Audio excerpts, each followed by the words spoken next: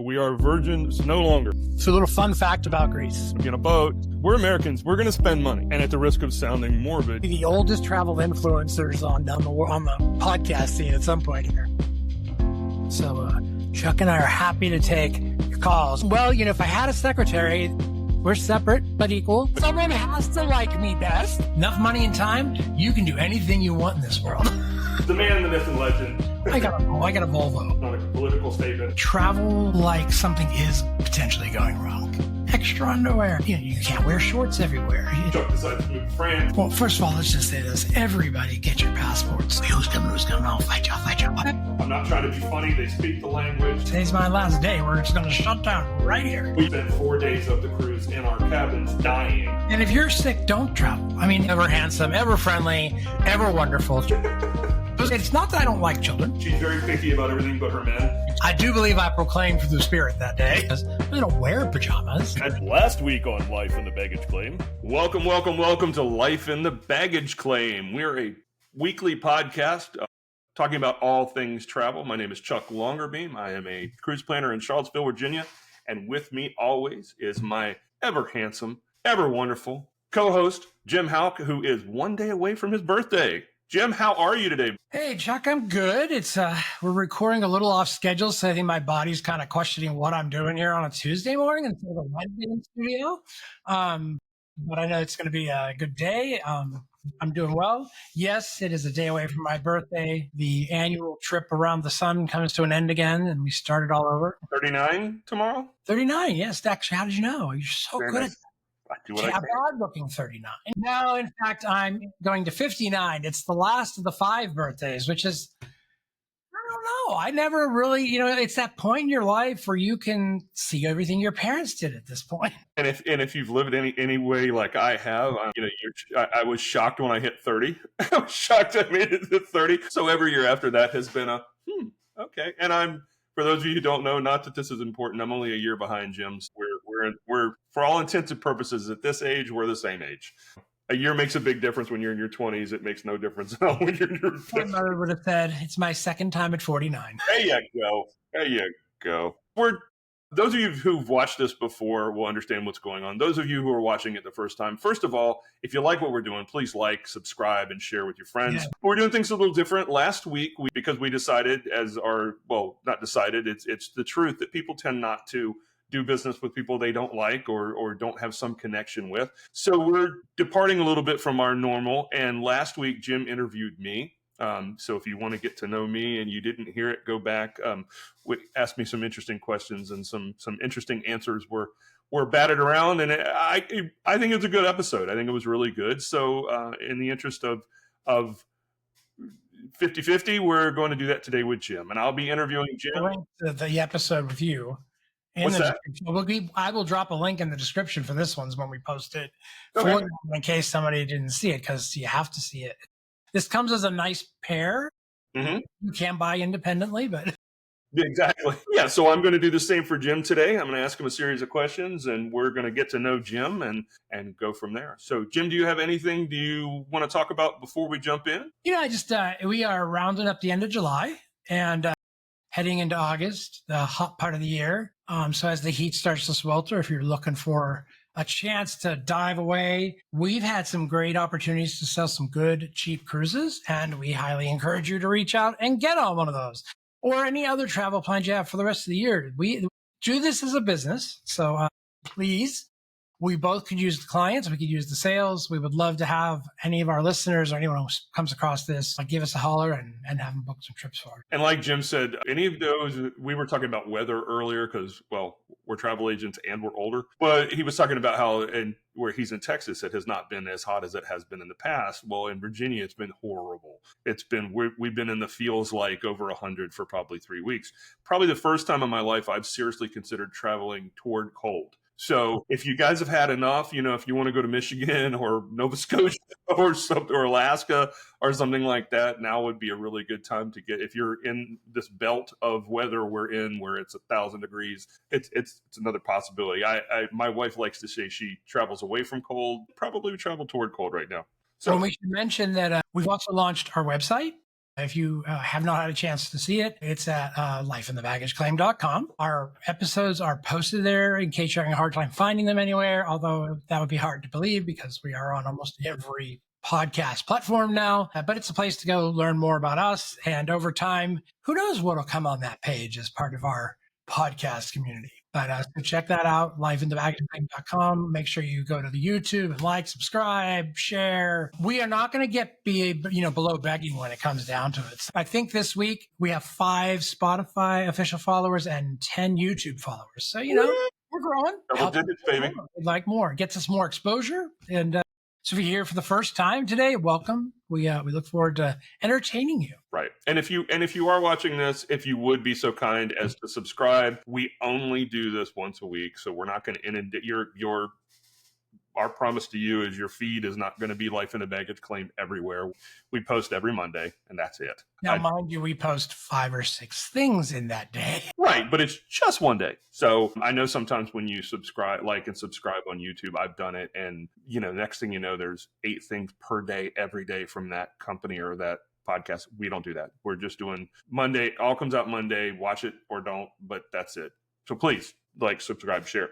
So Jim, let's get started. Let's learn more about Jim Hauck. So Jim, what is one thing that you learned when you were younger that still resonates with you today? So I grew up as a latchkey kid, right? Both parents worked. There was a time when mom worked nights, dad worked days. But there was at one point, mom kind of said hooey to that and decided she was also going to work days so she could be a normal life, right? And we grew up alone. So I learned how to be self-sufficient and how to, sort of do my own thing. And I also learned how to fix things because my sister and I broke a lot of things. I learned how to fix walls. I learned how to fix bad scratches. I learned how to fix corners on walls after throwing a bowling ball into one. I learned how to get my sister to the hospital when I tried to cut her fingertips off, little stuff like that. I know every word to The Sound of Music because that was the only video we had and that's what we watched every day. So, those are the things that have stuck with me. Yeah, things my dad never found that we fixed that he would have laughed. I think I fixed the trim on the front door when I bust through it once with about 2,000 finishing nails, not realizing that wasn't probably the right thing to do, but it put it in place, And I know how to paint and get it all cleaned up before it was done. Well, it's funny you said that because, the generation, and I know every generation says the next generation's whatever, but that's the one thing that I noticed the difference between Gen X and Gen Z is, we were a lot more self-sufficient because we didn't have a choice. We didn't have this little sophisticated device in your hands to keep you occupied. Correct. I mean, I think I had an NFL football game that was the little red lights that you can move around. That was about as complicated as it got. Well, and the other thing is, and I'm not saying anything against YouTube. A, we're on YouTube, and B, I'm addicted to YouTube. But that's little things like you're right. We had to figure out things by ourselves because you couldn't just go on your phone and pull up a YouTube video of someone showing you step by step how to do some weird thing that you would never know otherwise. We had to wing it. I think it created a sense of self-sufficiency that not sure it was the greatest thing in the world, but I'll take it. Yep. So, Jim, is there a book, movie, song, or even a podcast that significantly impacted you or changed your perspective on something? What is it and how? Okay. This is an interesting answer. In fact, it's a great question, but it's an interesting answer. So, and I've told this before, but I used to run a production company for parties, and I used to be the event producer of a nonprofit that happened out in San Francisco. And one of the inspirations for everything I did was the movie musical Xanadu. Olivia Newton-John, Gene Kelly. And Xanadu is, if you don't know, is the musical that killed the American musical. That's what it's considered because when it came out, it was considered awful. It was considered bad. It was D-Class A. It was like everything you didn't want a musical to be. But as a kid, my dad took me to see it. It was amazing. I mean, roller skating was popular. So it did fit the pop times, right? But the music is actually where I go. I love DLO. I was convinced I'd marry Olivia Newton-John. That was just going to happen, I know that's hard to believe, right? But, those days, I was a young man. But the music, the words to the lyrics to me have always been inspiring.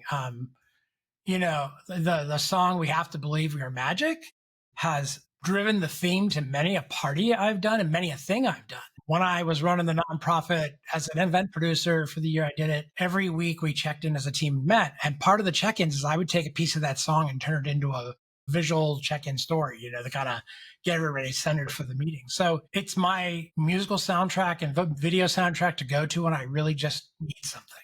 So Xanadu. That's the one. Wow. Okay, so full disclosure, I've never actually seen it. I've seen clips of it. I know the music. Jeff Lynne and ELO are amazing, but you're probably, and I mean, I say this with all honesty and all love, you're probably the first human being I've ever heard say that Xanadu inspired them. But I think it's cool. I love how music does that and tweaks people in different ways. One of the things that I think I love is that it mixes so many genres, Mhm. right? So you've got the Gene Kelly classic era big band music. You've got Olivia Newton-John and her modern pop. And you got ELO, this whole electronica sound that was brand new to all of us, right? I mean, the synthesizers were just coming of age, right? They were a new thing. And the scenes with Gene Kelly and Olivia dancing in their military outfits to big band music, to me, that almost made me cry. I think I have a little bit of nostalgia for the war era music and the romance that came out of things that look more rosy colored now, right? When you look at them, Sure. war generation, right? It's just something about that. And I've always loved big band music. So when you have that in this modern soundtrack and you have someone like Olivia Newton-John and Gene Kelly dancing on a screen, it's mesmerizing and it's fun and it's sort of, I don't know, just like I said, it takes me away to my happier place. Okay, so well, it's something I didn't know about you, and now I'm going to have to go find Xanadu and watch it because I. Well, this is kind of off tangent, but I did something the other day, and I was telling my wife about it. She was laughing at me. I actually watched Waterworld for the first time. I never saw it because I don't remember the circumstances of why it wasn't a. I don't think it was necessarily a planned thing. It was like I'm not going to see it. It just didn't, and then everybody said it was horrible, so I didn't. And supposedly one of the worst movies of all time. No, no, it's not good. Yeah. But it's certainly not in the top 100 worst movies of all time. A lot of movies like that, if you want to talk about reference, I didn't watch many movies for a period of my life in the theater. Right? When things started to stream is when I caught up on a lot of stuff. So it's funny. You go watch those movies for the first time later.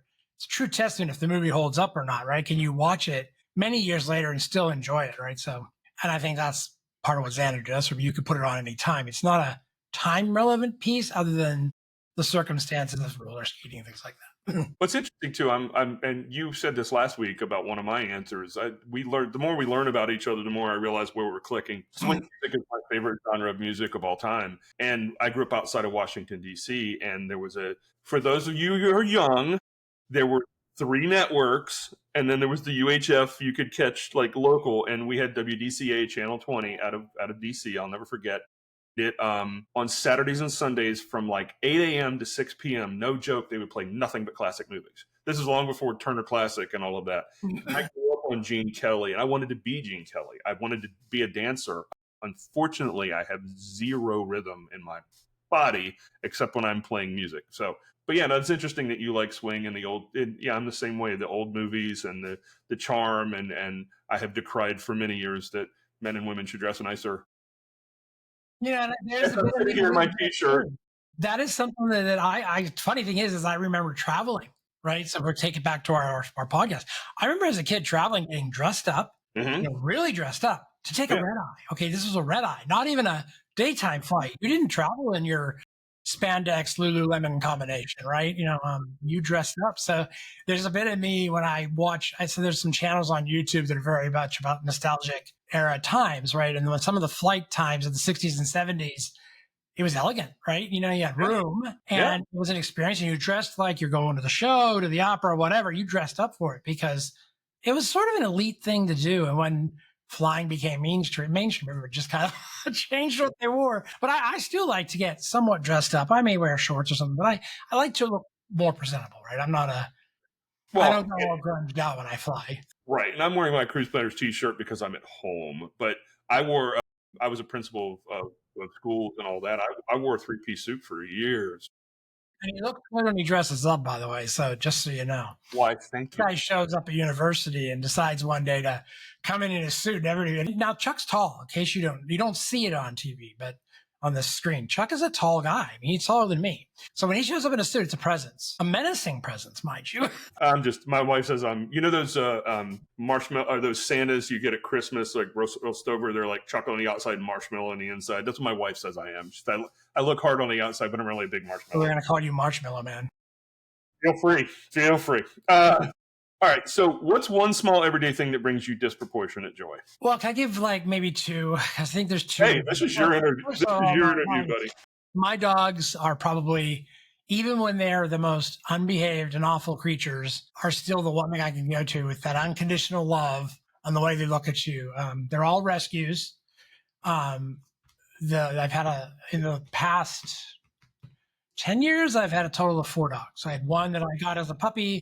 He made it all the way to Texas here with me. And then a couple of years in, and then he died about 2 years ago. It was hard. His first pet I ever actually lost that I still had when he died, right? I was a very big, like, I lost my mom and then I lost my dog. I was like, okay, what else is going to happen? Then I went out and when my mom died, I adopted a second dog. So the first time in my life, I had 2 dogs, right? Okay. And that one's a troublemaker. I actually, they have color coded leashes. She gets the purple leash because she's the most evil. My little boy dog gets the red leash because he's just the most temperamental. And my little calm dog gets the pink one because she's the sweetheart and the lover of the group. But they're all mixes of some kind of Chihuahua something, and they're all about the same age, 8 or 9 years old. They're in the other room sleeping under a blanket. They're peaceful, but when they want their thing, and I love it. The other thing is I do a little bit of strategy simulation game playing. I have been a city skylines, the Sim Cities games that go all the way back from the very original game that was built in a town not too far from where I lived. I played, and I have grown up with that franchise, even through its worst years. And I am now playing City Skylines 2, which has not had the greatest accolades, but I'm finding it fun. And it's somewhere I can sort of dive in. And it's those nights where you look down, it's like, oh my God, it's 1 o'clock. I need to go to bed because you get going in a rhythm. And it's like, I can't stop till I get this done or I won't remember tomorrow what I was going to do. So I don't know what that says about me, but I do like to sort of dive into games, and I do love my dogs. Very, very cool. Okay. So you asked me this one last week, and it was pretty interesting. I want to hear what you have to say. What's a skill you wish you had, even a really random one, and why? Any skill at all. So in this line of business, you're a salesman. I've never liked salesmen. And the funny thing is, in my formal corporate careers, I was either into servicing customers, their hardware, the computers, please take it that way, not Epstein's way. And then I was in enablement or training, right? And I was teaching salespeople and shit, and getting them to learn how to sell product and the right ways to do the sale. And the one thing I don't really have is that ability to sort of, I can talk to anybody. Give me a reason to talk to you. I'll talk to you. I don't always do good at bridging my business into it or getting getting my business opened as a conversation. I'm not usually the one to initiate, because I feel like people who when you walk on a car lot and you're not 2 steps on and there's 6 people heading from the office and it's like a race to see who's going to get to you, right? And I just start walking faster because I don't want to talk to anybody. I really want my time to be when I'm looking. I think everybody else wants that. So I have to kind of learn. I'd like to learn how to be better at kind of starting a conversation and getting in that sales world. I feel comfortable in sales because I know all the best practices I ever taught. So once I get the job going, I'm fine, right? It's like getting the conversion to start out the conversation. Interesting. I wouldn't have expected that from you. Really? No, and I don't mean, I'm not throwing any shade at you. I wouldn't have I just, because when you and I met, we're both very gregarious guys. I would just, it's funny. My wife laughs. I'm the master of the segue, and I don't know why. It's not a practice thing, but I don't know. I guess it's just my ADHD brain. Segues. I won't start the conversation. So if I saw a bunch of people standing there, it's very hard for me to go over and say, hey, I'm so-and-so, right? And start that. I will ease into it. So it's a social anxiety thing, sort of. Yeah, totally. I mean, and that has gotten worse when I get older. I find that the pandemic definitely sealed that coffin, right? I mean, I'd rather stay at home and not see anybody ever than sometimes go out. But when I go out, I have a great time, right? So it's like, I know I'll have fun. I know I'll talk to people. I know it'll be okay. But it's the big step out the door, the big step into the conversation. I'll never forget a time being at a Frameline festival in San Francisco, Moscone Center, standing in a circle of people. And we're talking, and this little fuzzy hairy guy walks up and gets in the crowd. And I kind of like, oh my God, I know who that is. And he starts talking, and then he reaches out his hand. And he goes, hi, I'm Robin Williams. And I mean, everybody else is like, and I caught it right away, but he was very good at just mastering the listening and then engaging, right? It was really fun. And I kind of always feel like that's who I am. I walk up and I wait to the right minute, and then I go, hey, Right. Okay.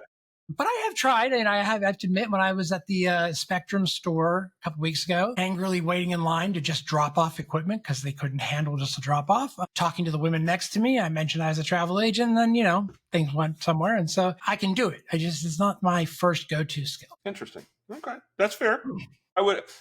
That's not that it matters what I feel or how I think. This is your thing. But no, I see that now. Like I realize when you first said it, I was like, really? But yeah, there is a big difference between being gregarious and being, that opening is sometimes tough. And I don't know, it's never been an issue for me. And I don't know why. I'm not saying that as a One of the brag, but thing for me is that there is no, there's on and it's a binary thing. I'm on or off, right? There's no in between. So if I'm going to be gregarious, I launch in and go, right? I don't give a lot of time for the warm up cycle, right? It's sort of like it's either on or off. And that could be part of the problem too, is that I can overwhelm some people the minute I start, right? And so if you're not prepared, it's going to be, I can usually catch the look in the eyes where it's, I've got deer in the headlights. They're looking for an exit strategy. right. Back off. That's my big, it's funny you said that. Getting started is no issue for me. It just isn't. You're right. I have to wait. I've conditioned myself to look for that. I need to turn myself down because I'm losing this person. I need to, You and I just went, and then it just got bigger, louder, louder, louder, louder. Exactly.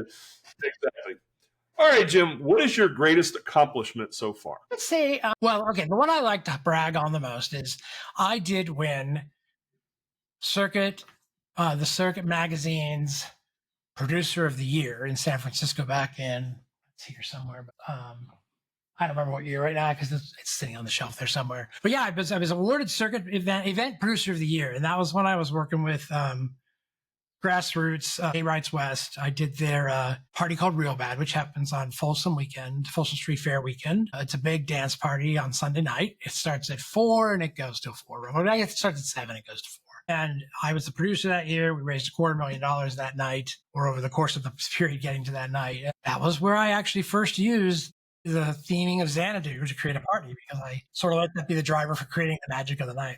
So I'm very proud of that. Congratulations. Proud. Yeah, thank you. And I'm very proud that I actually had spun up my own dance party company with a buddy of mine. And part of that was we were looking at the dance scene in San Francisco and saying, boy, this looks like everybody just comes in, turns on the lights, turns on the system and walks away and just lets it autoplay, right? And then our dance parties have gotten boring, and we were going all around the world, seeing dance events in different countries, and they were fun.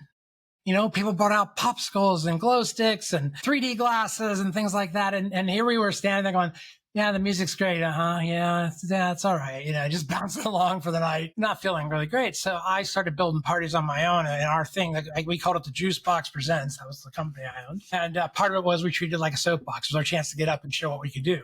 Gotcha. And we created moments in every party. We brought in lasers. We brought in all these fun things. And we ultimately, the goal was change the party scene in San Francisco. And over the couple of years we did it, we changed it.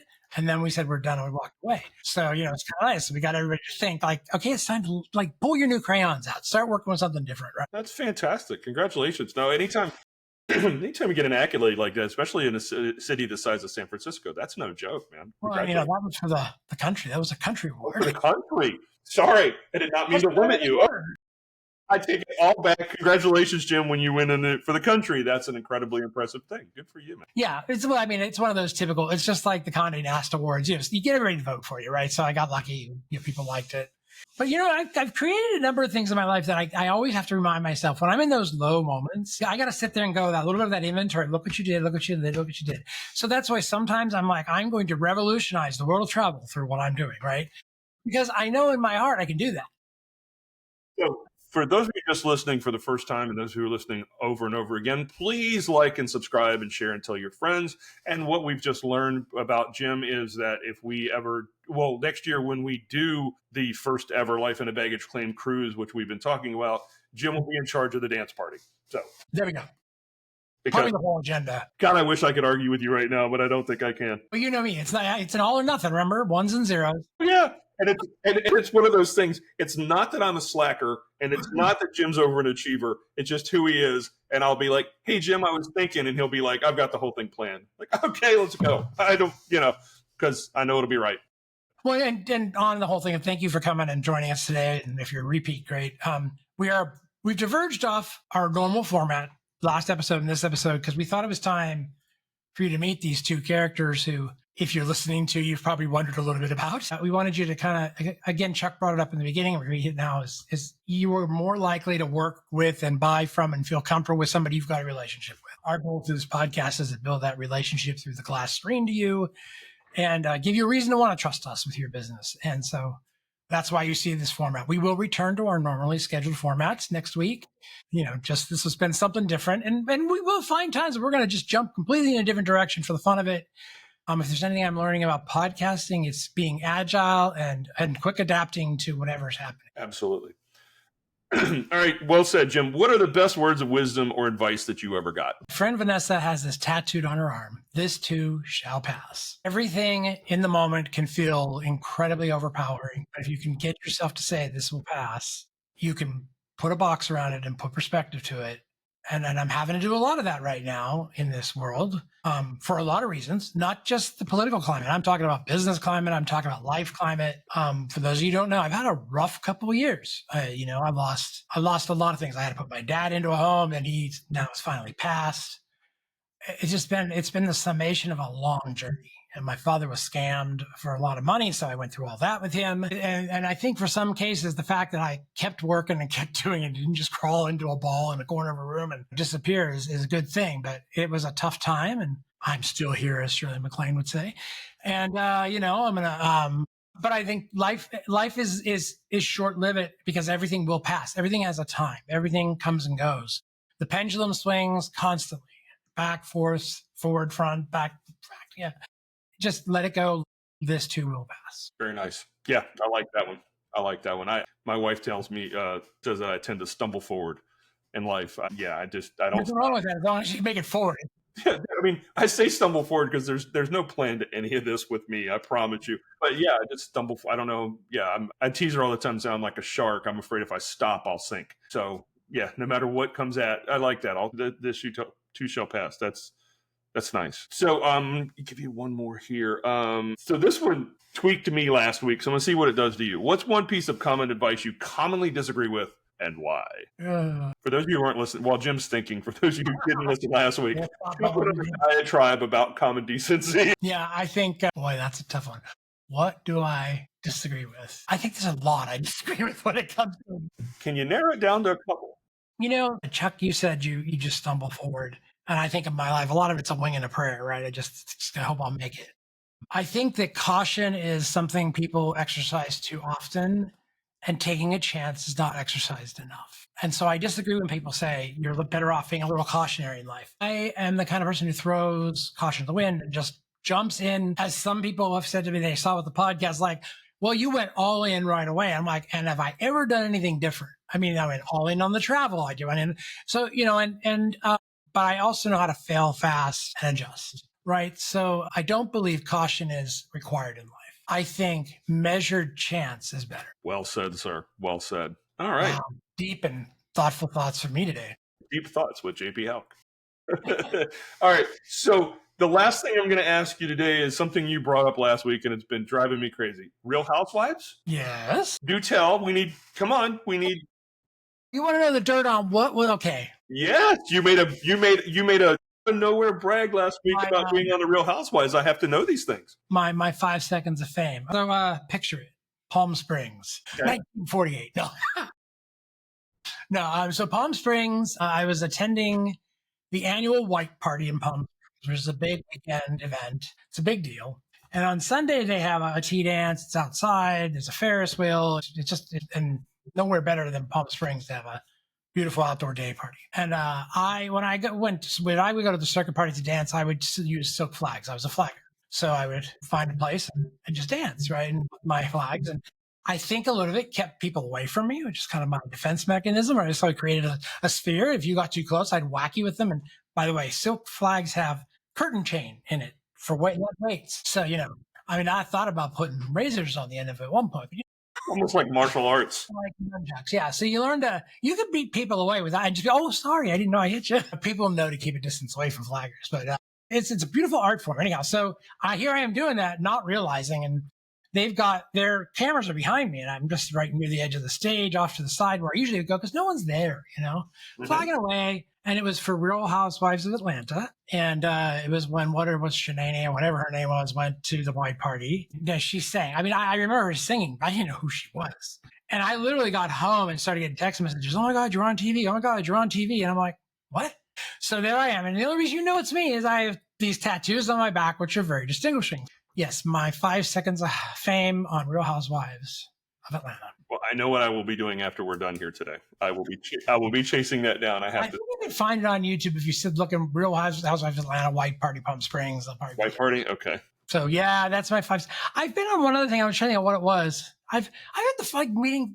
I'll tell you what. The most fun joys in life are meeting people who are sort of your stars and idols without even thinking about it, right? So meeting Robin Williams at Frameline, I mean, it was one of those moments where it never left. I was there forever with that moment, right? And felt like I knew him, right? Because I sat there and he stood next to me and, it was very quiet and was such a sweet guy. Sharon Stone, meeting her in the airport one time, people like that, just kind of, you never forget. I was at the Barry Manilow concert last year and Neil McCoy was there sitting right in front of us. And we were like, I was sitting with my pastor of the church and we're just getting grooving to Barry. Yes, I love Barry Manilow. And we're grooving along and we're like, wonder why this guy's got so many people coming up to take selfies with him. And finally, we talked to the woman sitting next to us. Is this your husband? She goes, yeah. I says, is he famous? Should we know him? And she goes, oh, it's Neil McCoy. We're like, oh my God. It's funny you said that. I agree. I've been a musician my whole life, off and on, and I owned a music store in Oregon, for those of you who listened last week. And I'm very blessed to have met most of my musical heroes just in the weirdest places. And, and the crazy thing is, you read these stories. I have been extremely lucky. Everyone I've ever met's been, you hear stories about divas and jerks and all that. And I have been extremely lucky. Every musician I have ever met has just been, the pros that they're just happy to be there. And I think the key is most of them realize that without us, there's no them. You can be the greatest actress or actor in the world. You can be the greatest musician, but if nobody's listening, nobody's watching, you're nothing. I think, Chuck, you've never met a drag queen performer, so you don't understand how bad of a diva can be. So I did another white party. We had RuPaul as the star. Okay. And she came out and dancers were off time and she missed the opening. And so she just stopped the show and said, we're going to do this all again. Yeah, I have not met a diva. I'm not opposed to that in any way, shape, or form. I think that would be a hoot, but no. We had Lady Gaga come out at peak hour and play a Ballad of Poker Face on a piano with a bunch of guys who are expecting the peak moment of the party, which means you've done whatever substances or drinks you're going to do. Right. And she comes on and she's like, poker face. I think I went out and smoked 2 packs of cigarettes while she sang. That's great. Talk about bringing a party down, like the tempo way down. That's funny. I didn't like her then. I came to like her. So it's fun. It's been fun. I've randomly met a lot of very cool people. And I think those things, much like that's part of why I think you throw a caution to the wind, because big things come to those who want to take big chances, right? And you get opportunities you wouldn't get otherwise. Well, yeah, there you go. Well, folks, again, for those of you, hopefully you're not joining us at this moment, but if you are, please like, subscribe, and share. What we're doing this week is This is Life in a Baggage Claim, a weekly podcast about all things travel. We did change up last week and this week. Last week, Jim interviewed me, so you guys could get to know me a little bit better, and I have just interviewed Jim, so you can get to know him a little bit better. Like Jim said earlier, next week we will jump back into our all things travel. We'll still be the knuckleheads we've always been, but at least you've got a little bit more context about why we are the knuckleheads we are. But so Jim, I'm done. Is any closing? I just say, so we do plan our episodes out and we have sort of a calendar of topics through the end of the year. However, we also change that up. So that's why you won't find anywhere like, here's what they're going to talk about next. Because sometimes something comes up and we're like, hey, let's do this one instead. Or, we want to bring some guests on. So if you feel like you've got some amazing travel stories you want to share and want to reach out to us, we are looking to bring some guests on occasionally to talk, just so you don't get bored with listening to us. And, we're changing things up week by week. Dave Campbell, who I met in a podcast meetup last week, and I'm going to see again today.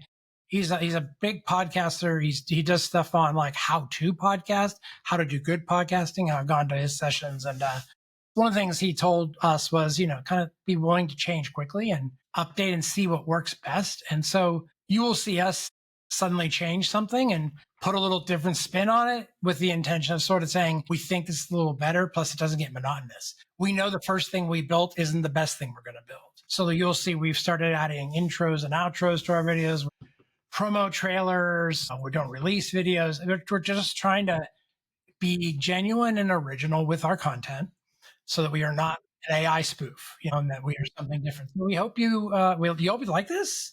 We'd love to hear from you. If you are new here for the first time, welcome, welcome, welcome. If you're back again, welcome back. Please tell your friends, your family, your enemies, whatever you need to do. We'd love to have more people. We'd love to hear from you. At some point, we want to do live. So we need a little bit of an audience to do live. There's nothing worse than an audience of 0. And so right now, we don't know what that audience is other than from stats. But we do see folks picking it up and watching it on our analytics, and it's exciting. So we hope you'll join us. If you are joining us, we appreciate it.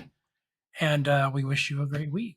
Thank you very much, folks. For those of you who stuck with us, and those who will bring people on with us, we very, very much appreciate it. But yeah, that'll wrap up for this week. I'm Chuck Longerbeam, Cruise Planner. I'm Jim Hauck. And we are Life in the Baggage Claim, and we will see you next week.